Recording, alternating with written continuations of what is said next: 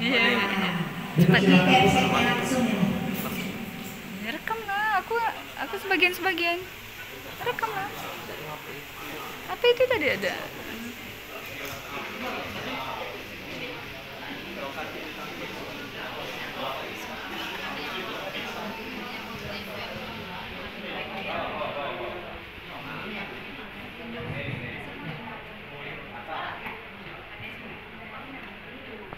Assalamualaikum warahmatullahi wabarakatuh.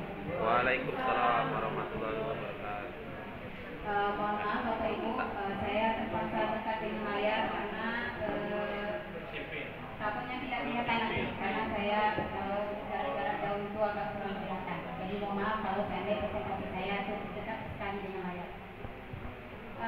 Baiklah, saya akan meneruskan diskusi pada sesi guru berbagi ini. Saya akan menjelaskan tentang materinya tentang pemimpin nanti pada pemimpin sebagai pengelola sumber daya. Nah, sebelum saya masuk ke Isinya, materi, pertama saya memperkenalkan diri. Nama saya Mia Suryani. Saya merupakan calon guru penggerak angkatan 7. Saya lahir di Solo tanggal 21 Maret 1990, yaitu di Sumatera Barat.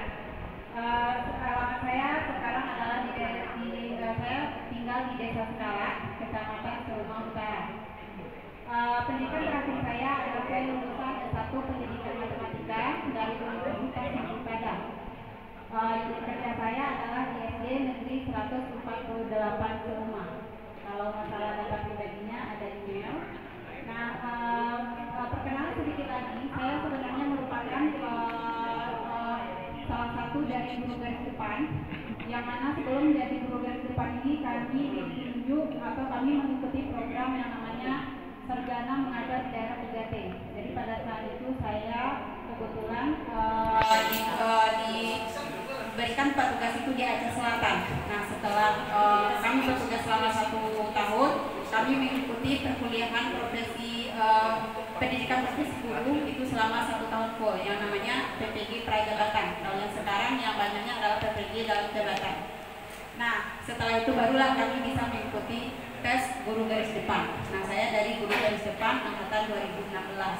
Itu ada beberapa teman saya yang juga dari Suryani. Baiklah, kemudian saya juga ingin memperkenalkan selama mengikuti pendidikan guru penggerak ini, saya dibimbing oleh Ibu Hermi, itu berasal dari Kota Bengkulu, yang mana dia sebagai fasilitator ketika kami melakukan daring atau mengerjakan tugas-tugas pada LMS. Kemudian pengajar praktik saya adalah Ibu Ade Asri Rianingsih. Nah, Ibu Ade ini orangnya biasanya dia tugasnya di tepi jalan gitu ya. Nah, sekarang pada saat pendampingan dengan saya, terpaksa Ibu itu masuk ke Desa Skala yang jalannya mungkin ada beberapa Bapak Ibu yang sudah mengetahui bagaimana medan untuk mencapai Desa Skala tersebut. Nah, alhamdulillah. Tapi kalau mungkin dapat PP yang ada Kemayu mungkin akan pulang dari pendampingan langsung masuk begini. Allah memberikan dari apa namanya itu dari lulusan PJOK yang mana orangnya sudah tahan banting juga. Baik, Bapak Ibu masuk ke materi pemimpin dalam pengelolaan sumber daya. Nah, karena kita di sini adalah pendidikan guru penggerak, itu berarti kita khususnya adalah di sekolah. Yang mana nanti walaupun kita tugasnya di sekolah, itu mitranya nanti banyak masyarakat, kemudian komunitas-komunitas terkait. Nah, sebagai pemimpin, baik itu sebagai pemimpin pembelajaran dalam pengelolaan sumber daya, itu seorang pemimpin itu dia harus mampu mengelola potensi-potensi yang ada pada komunitasnya. Nah, dia mampu mengelola dengan maksimal, dengan optimal, kemudian memanfaatkan apa yang ada. Tujuannya adalah supaya nanti kita itu tidak tergantung kepada orang lain. Jadi kita bisa menjadi pribadi yang mandiri secara berkelanjutan. Jadi kita mengelola sumber daya yang ada pada diri kita atau pada murid kita atau pada yang ada dalam sekolah kita itu secara optimal. Nah, supaya nanti kita tidak tergantung. Jadi kita memanfaatkan apa yang kita punya.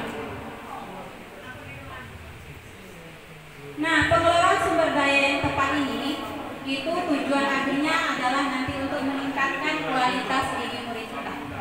Untuk meningkatkan kualitas diri murid kita. Bagaimana cara kita meningkatkan kualitas diri tersebut? Yaitu dengan cara melakukan perubahan paradigma berpikir yang pada pendidikan materi pendidikan guru penggerak ini kami ada belajar tentang pendekatan berpikir berbasis aset. Apa itu pendekatan berpikir berbasis aset? Pendekatan berpikir berbasis aset itu adalah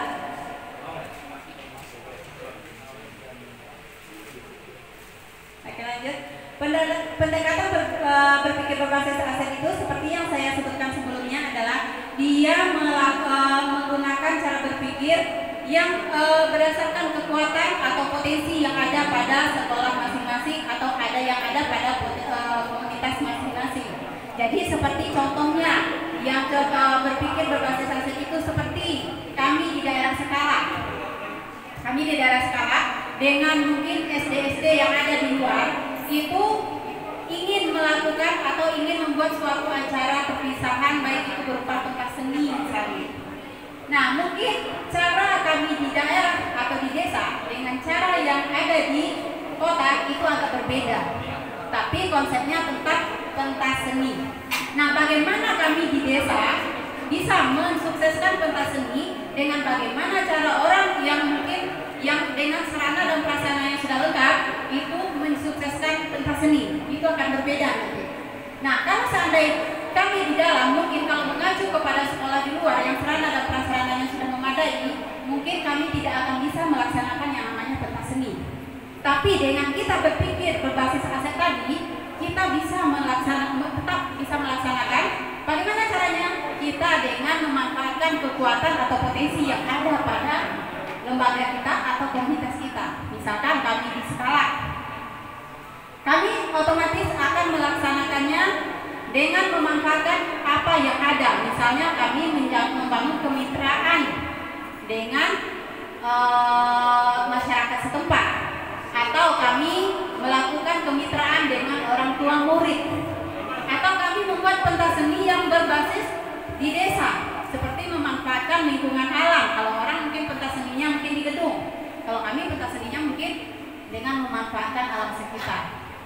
Seperti itu yang berpikir berbasis aset. Jadi jangan kita berpikir, oh saya tidak lengkap sarana dan prasarana yang ada di tempat saya tidak bisa melakukan. Bukan seperti itu.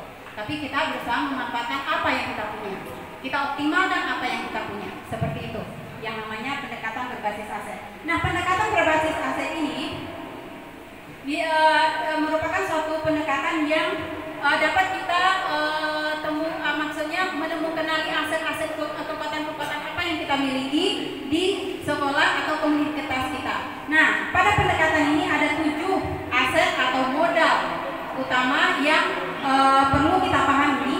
Yang pertama itu adalah modal manusia, yang kedua modal sosial, yang ketiga modal politik, yang keempat modal agama dan budaya, yang kelima modal fisik, yang keenam modal lingkungan alam, dan yang ketujuh adalah modal finansial. Apa contohnya modal manusia?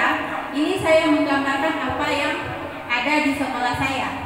Modal manusia itu adalah berkaitan dengan potensi personal orang yang ada. Kalau di sekolah berarti berkaitan dengan guru-gurunya, kepala sekolahnya, muridnya, orang tua, kemudian komite.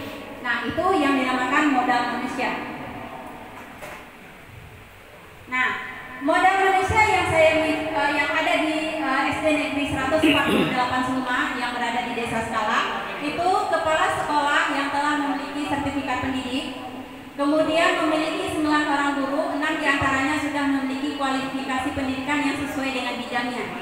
Kemudian rata-rata mahir teknologi, walaupun kami merupakan guru di daerah terpencil atau di yang namanya di sini di dusun, tapi guru-guru kami sudah mahir teknologi. Nah, memiliki 1 orang calon guru penggerak, kemudian murid yang memiliki motivasi belajar yang tinggi, selanjutnya komite sekolah dan orang tua yang mudah diajak bekerja sama. Itu modal manusia pertama yang kami miliki. 148 Seluma. Nah, ini merupakan gambaran-gambaran dari personil atau pengajar-pengajar SD Negeri 148 Seluma. Yang foto kedua itu merupakan pelaksanaan ANBK 2022. Walaupun kami mungkin di daerah 3T, tapi dengan memanfaatkan aset yang ada, mengoptimalkan aset yang kami punya, kami mampu melaksanakan ANBK itu secara mandiri dan peluang baik. Dengan cara bagaimana? Dengan resiko kami harus keluar. Kami harus mencari tempat yang sinyalnya itu stabil. Seperti itu. Kalau dari segi sarana prasarananya kami ada dan dan sebagian juga ada menggunakan misalkan kalau laptop pinjam laptop gurunya dulu seperti itu. Yang penting kami bisa melaksanakan ANBK. Ini merupakan gotong royong dengan wali murid komite untuk memperluas lahan upacara. Itu. Yang kedua adalah modal sosialnya. Modal sosial itu yang kami miliki adalah aktif dalam komunitas KKG. Selanjutnya berkolaborasi dengan komunitas Sobat Mengajar. Jadi dokumentasi ini merupakan kedatangan adik-adik guru dari Sobat Mengajar pada hari pertama, pada masa perkenalan, seperti itu. Lanjut yang ketiga, modal. Yang ketiganya adalah modal politik. Modal politik yang kami punya adalah bekerja sama dengan pemerintah desa setempat, kemudian bekerja sama dengan pihak-pihak puskesmas. Jadi modal politik ini maksudnya kita melakukan kemitraan dengan komunitas-komunitas yang punya power, atau komunitas ya seperti tadi, puskesmas, kemudian pemerintah-pemerintahan yang bisa yang memiliki powernya lah dia. Kalau itu yang modal politik. Ini kegiatan kami. Kemudian modal agama dan modal budaya itu biasanya kita melakukan kerjasama dengan ulama, atau kita melaksanakan memperingati hari-hari besar keagamaan, atau contohnya lagi kalau modal agama dan budaya itu kita melakukan kunjungan-kunjungan ke tempat-tempat yang sesuai dengan budaya yang ada di Seluma seperti itu. Nah, yang modal usaha modal agama dan kebudayaan yang kami sebutnya Pak, itu melakukan kerjasama dengan ulama. Itu dalam pelaksanaan Isra dan Mi'raj 1444 Hijriah. Ini merupakan guru-gurunya. Selanjutnya adalah modal fisik. Modal fisik itu terkait dengan sarana dan prasarana. Nah, jadi kami alhamdulillah, walaupun kami di daerah dusun, kami memiliki lapangan yang luas, kemudian kami memiliki gedung belajar yang permanen, yang sudah permanen. Yang keenam, modal lingkungan alam. Modal lingkungan alam, nah itulah kelebihan sekolah kami. Tanya ke BGP Pak, Sekolah kalau kami yang misalnya udah berada selesai di ini pedesaan, ada atau penutup berada di kata-kata dari daerah BGP dusun, atau enggak? itu Atau dari kami? memiliki, BGP juga loh. Iya, bagus. lapangan Kan atau hampir mau selesai. Ada lahan kata-kata yang luas, penutupan nggak dari yang BGP mana itu gitu? dapat kami gunakan Nanti kita tutup, dia mau buka, masih ada. kegiatan seperti berkebun, sehingga bisa meningkatkan nanti jiwa gotong royong pada diri murid kami. Yang ketujuh adalah modal finansial. Satu-satunya modal finansial yang kami punya di SD tempat saya, yaitu BOS, Bantuan Operasional Sekolah, yang mungkin sekolah lain juga memilikinya.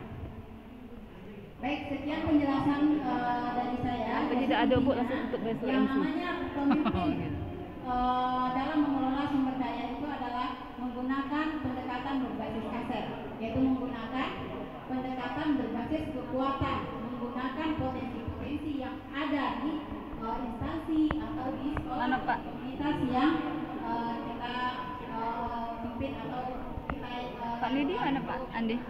mengidentifikasi asetnya. Pak Nidi. Seperti itu. Baik, mungkin Tolong sekian Andi. Pak penjelasan Nidi, Pak Andi. saya. Saya akhiri, wassalamualaikum warahmatullahi wabarakatuh.